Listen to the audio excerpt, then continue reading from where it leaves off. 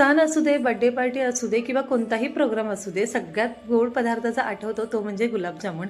इथे हे जे पॅकेट दाखवत आहे ना, हे मला बऱ्याचदा दादरलाच भेटलं आहे. इतर ठिकाणी मी कधी हे पॅकेट बघितलंच नाही. या पॅकेटमध्ये ना एक टेस्ट बूस्टर आहे, ज्यामुळे जो पाक आहे ना, याला खूपच सुंदर असा सुगंध येतो आणि गुलाबजामुनची चवसुद्धा मस्त लागते.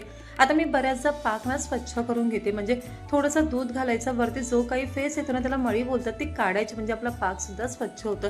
इथे पीठ मळायला सुद्धा घेणार आहे. तर बघा, पाक इथे मस्त तयार झाला आहे. गॅस बंद करायचा आणि हे जे टेस्ट बूस्टर आहे ना, ते यामध्ये घालायचं.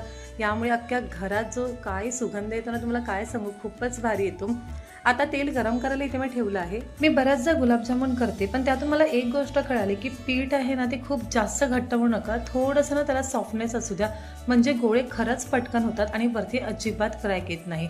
तर बघा, सर्व मस्त गोळे इथे मी थोडे थोडे बनवून घेणार आहे. तेलामध्ये मस्त असे तळून घेत आहे आणि बघू शकतात, एकही गोळा माझा कुठेच फुटला नाही आणि मस्त असे पाकात आता भिजायला ठेवले आहेत.